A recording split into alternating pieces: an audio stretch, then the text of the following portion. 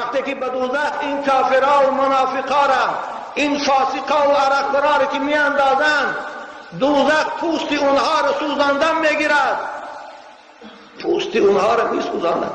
وقتی که پوست تمام شد، به گوش که رسید، دیگر عذاب حس نمیکنند، زیرا که مرکز احساس علم و درد پوست است. امروز خوب آخه جنازه باید پیشی میشده.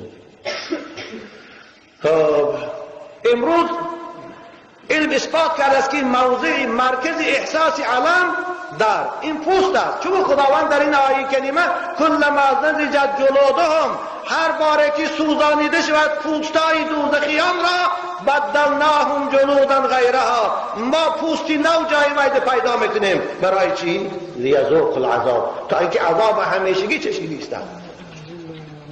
بنابر رسول اکرم گفتن غفصی پوست کافر و منافق و فاسق 40 متر می شود، سوختن میگیرد، جرد سوختن میگیرد.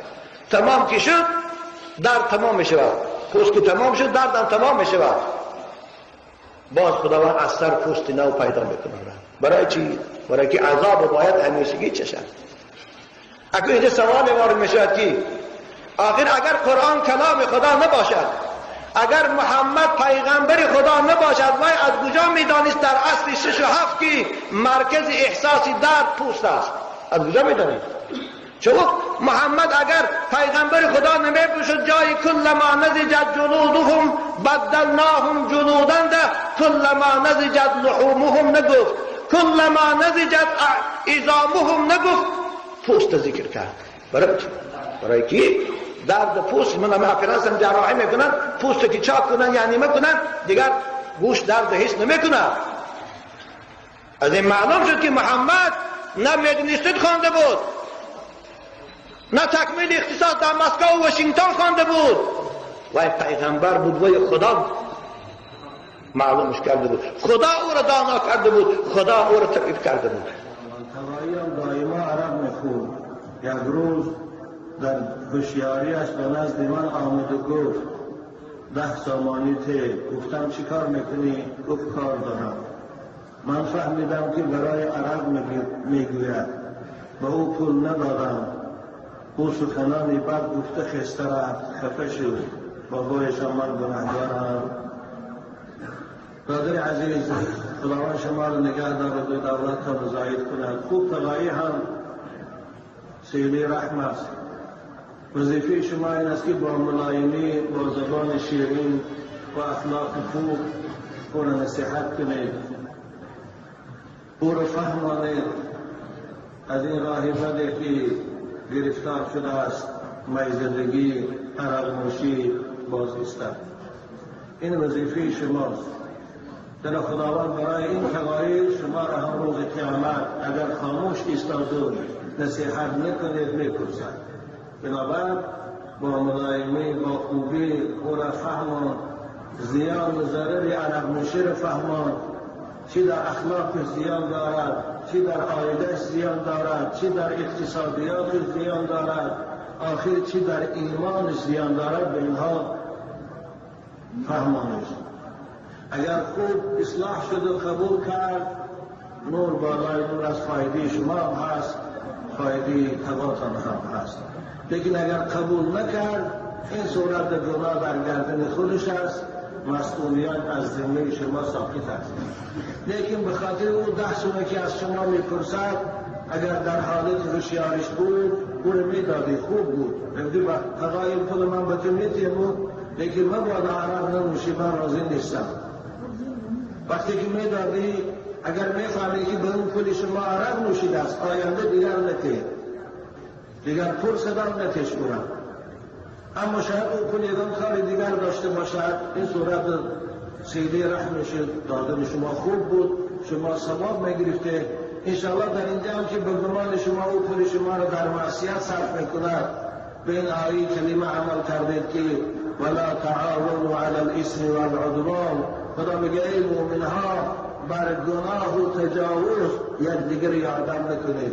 شما شرط او را به خاطر گناه میکنند بسندند. انشاءالله امید دارم که به خاطر این گمانتان در پیشگاه خدا شما گناهگار نیستید.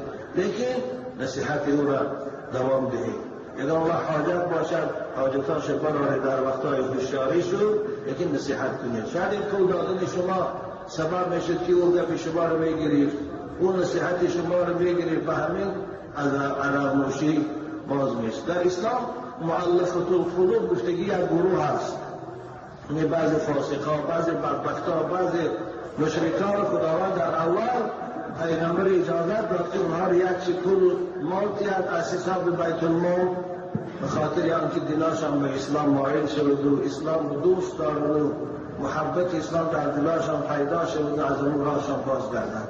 از این سبب به اعتبار مؤلفة القلوب شما اینا وقتی تقاطان پول که به خاطر آنکه شما رو دوست دارد و نصیحتان قبول کند ممکن ثواب می‌گیرد.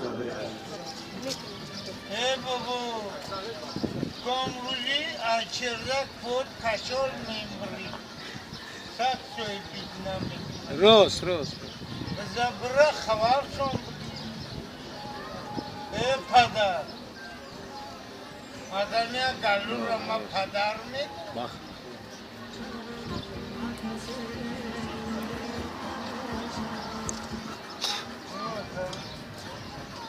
یعنی فهمی بخیر ما چی میدونم توی بخیر آقا استانوف کسی نه اون موبایل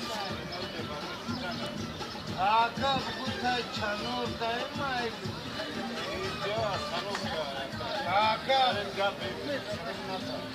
تاری نکمادای ججوی موای چی شدیم گفته بابو گفته بخیرم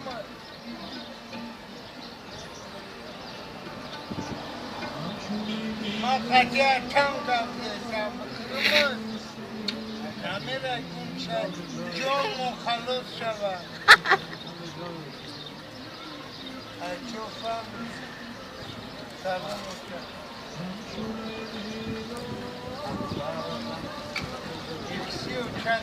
چند دایی رفتن مدم بخور نیستن ما ترا میگم که مونده شده برا با پیش اولو دوستن همین خاکاو دوداری دوری میان میبرن یه بار سه بار بردنون گرشتی اومدی هم خلاف ده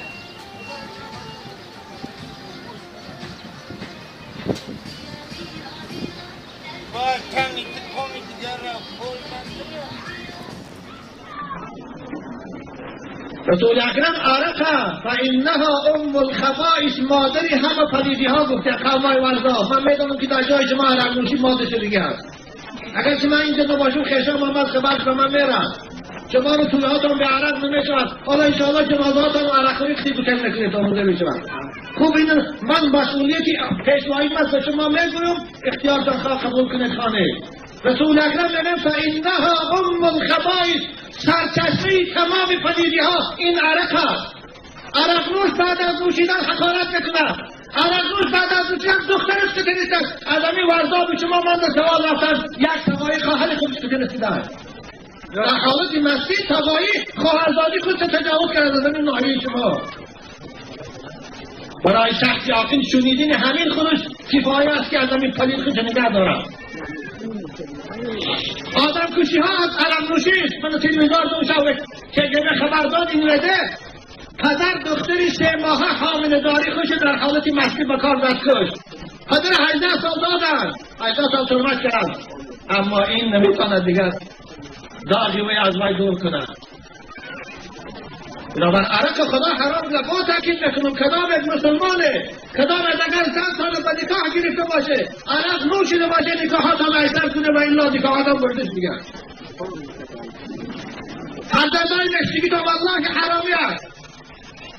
برای که امروز بچه ها پدراشون حرمت نکنند برای خاطری که من از نکاح حرام شده دیگر باشه فرزند پدر احترام نمیکنند. بچه ها پدراشون کیام کدی زدیش دادی هست. موسفید نزدی من گریه کرد که بچم بچیان همه پزد نکی 3 روز به کرپا گرداندن ما بچه صاحبی 3 فرزند. برای چی؟ برای خاطری که از آب عرق شدی اصلا عرق می نوشد میخوره زهرداری می نشد کدی قانونش کاملا فرزندش دیگه نمین است.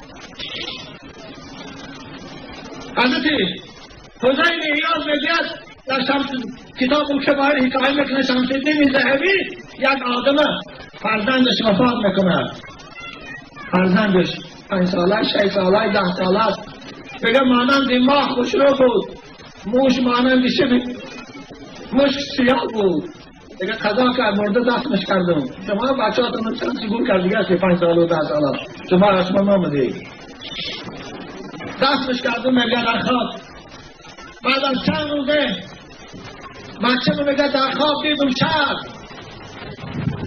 خواب دیدم میگه رنگ و روش کندگی، موهایی که موش باری سیاه داشت سفید شد از بچه یاش 10 ساله بچه را. گفتم یا بنایی جانی من فکری شما من تو رو در خواب که موندم تو مانندی گل نو شکفته بودی، این مویی تو چیستی سفید کرد برای چی قدر رنگ روی تو پشمورده است؟ اگر در جواب بودی لقد دفن فی جنب رجل ممن کان یشرب الخمر فی الدنیا. دیروز در پهلوی من یک قبری نو کردن، یک عرقخوری بدبخت آورده موندن در قبر. وقتی که بالاش پوشیدن و عقیم گشتن فظفر جهنم بقدومه زفرة لا يبقى في القبر شاب الا شاب رأسه. به مجرد موندن او دوزخ حمله کرد در قبرستان که یکان کسی جوان بود همش از ترس دوزخ موهاشان سفید شد قامتشان سخت شد. بنابر کسانی که در قبرستان مرده داره مرده هاتان در قوات عرق نوشان مرده کنه که و الا عذابی باید و شریک است. مادر که همسایتان اگر یک اوقاش باشه هر روز جنگ باشه زندگی شما تلخه نفس که همسایه عرق نوش در پوش خواب باشه این عذاب در بالای شما هستند. بنابر مسلمان کسی رو میگن که احکام اسلام رو تفایل میکنند، مسلمان کسی رو میگن که تقلید به قرآن میکنند به محمد میکنند. پیغمبر شما مگر عرق نوش بود؟ مگر امام اعظم عرق نوش بود؟ مگر مزارایی که در گورستان و قبرستان داره عرق نوش بودن آیا؟ کی این عرق برآورد برای شما؟ کی این بلا رو بالای ما مسلمان آورد؟ امروز در دنیای غرب در امریکا تا 18 ساله بچه عرق خوردنش ممکن نیست. امروز در امریکا اگر کسی یک بار عرق نوشد $1800 اشتراک میکنند، اونجا عرق نوشی نیست. اما ما رو برای حیوان کردی دادن چی؟ ما مستقلانه فکر میکنیم. نوش مسجد از بالای ما خودینی کنند. آدم عرق نوش نه کار کرده میتواند، نه با دولت شده میتواند، نه این آموخته میتواند، نه چیز استحصال کرده میتواند. باید دیوانه است، باید فلج است. دیوانه خوب. خصوصا پدرهایی که شما فرزند دارید، پدری که خودش فرزند عرق نوش باشد فرزندی وی با آداب می شود، پدری که خودش عرق نوشد فرزندی وی با اخلاق می شود، پدری که خودش مد خادش بیاد فرزندی وی احترام می کند. از روی حساب خودم گوید نمیتونم. بنابر از این بابا خدا تان نگه دارید. نگوید که نفهمیدم فقط پیشتای خدا میره گفتی اون وقت فرماندن که این پرسیده که وقت جای میشد با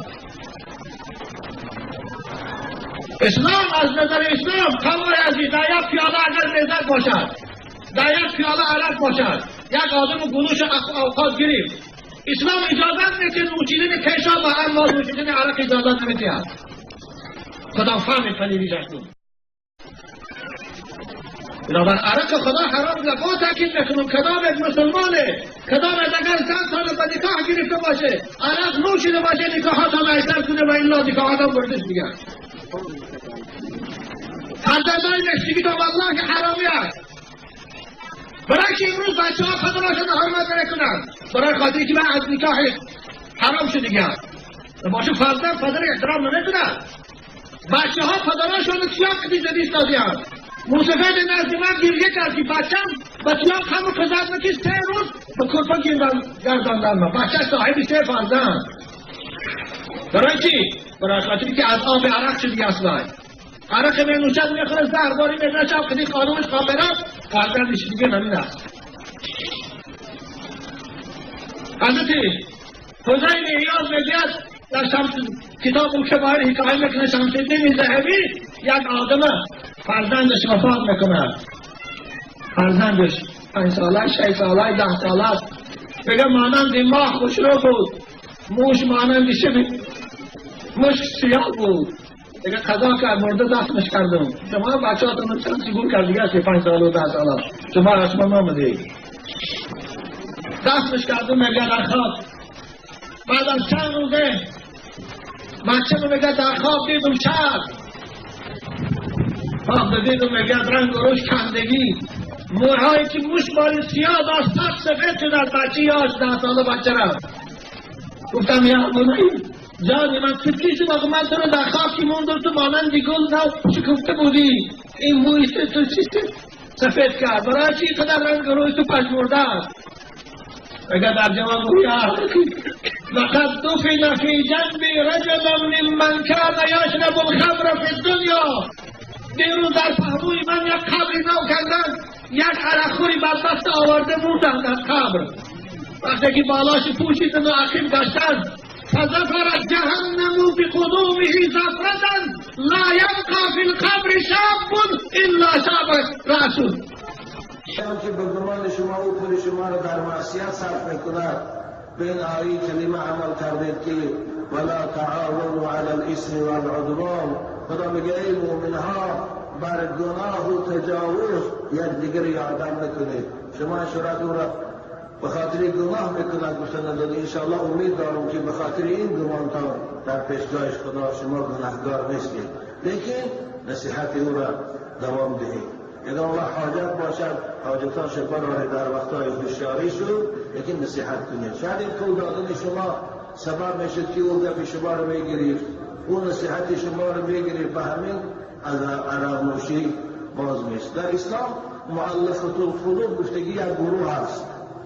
بعضی فاسقا بعضی بدبختا بعضی مشرکان خداوند در اول پیغمبر اجازت داد که اونها یک شکل مالتیت از حساب بیت المال به خاطر آنکه دلاشان به اسلام مایل شود و اسلام دوست دارد و محبت اسلام در دلاشان پیدا شود و از اون راهشان بازگردند. از این سبب به اعتبار مؤلفة القلوب شما یگان وقتی تقاطان پول که به خاطر آنکه شما را دوست دارد و نصیحتان قبول کند با که ثواب می‌گیرید. ای بابا گامروزی اچردک بود کشال میمری سخت سوی بیدنمی روز زبره خوار شون ای پدر مادرمیا گلو را ما پدر مید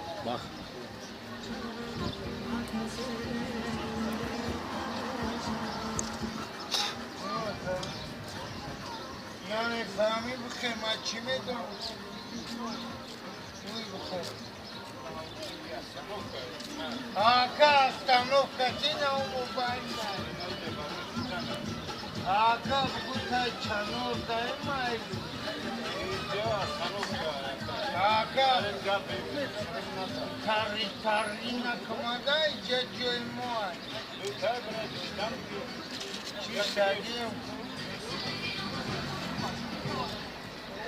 گازده بابو گازده بخیرم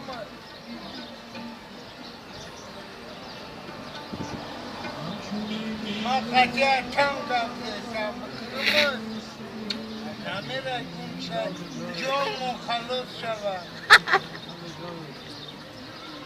اچوفم سلام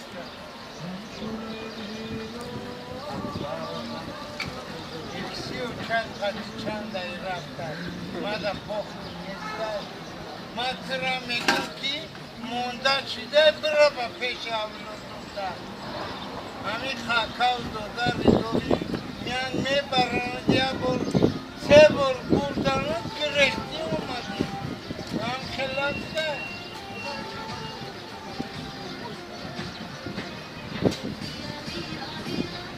با کمی کمی دیگر را پول رسول اکرم عرقه فانها ام الخبائث مادری همه پلیدی ها گفته قومای ورزا. من میدونم که در جای شما عرق نوشی ماده شده دیگه است. اگر که من اینجا نباشم خیشم محمد خبرش به من میرن شما رو توی هاتون به عرق نمیشود. حالا انشاءالله جنازه هاتون عرق ریختی بکن نکنید تا موزه میشود. خوب این من مسئولیتی پیشوایی مثل شما میگویم اختیارتان خواه قبول کنید خانه. رسول اکرم میگه فانها ام الخبائث سرچشمه تمام پدیدی ها این عرق هست. عرق نوش بعد از نوشیدن حقارت میکنه. عرق نوش بعد از نوشیدن دخترش که تنیستن. از همین ورزا به شما من سوال رفتن یک تقایی خواهر خودش که تنیستن. در حالت مستی تقایی خواهرزادی خودش تجاوز کرده از همین ناحیه شما. برای شخص یاقین شنیدین همین خودش کفایه است که از همین پلید خودش نگه دارم. آدم کشی ها از عرق نوشی است. من تلویزیون دوشم که گره خبرداد این رده پدر دختری 3 ماهه حامله داری خوش در حالت مستی به کار دست کشت. پدر 18 سال دادن 18 سال ترمت کرد، اما این نمیتواند دیگر داغی وی از وی دور کنه. وقتی که به دوزخ این کافرها و منافقا را، این فاسقا و عرقخورا را که میاندازند، دوزخ پوست اونها را سوزاندن میگیرد، پوست اونها را میسوزاند. وقتی که پوست تمام شد به گوش که رسید دیگر عذاب حس نمیکنن، زیرا که مرکز احساس علم و درد پوست است. امروز خوب آخه جنازه باید پیشی بشده.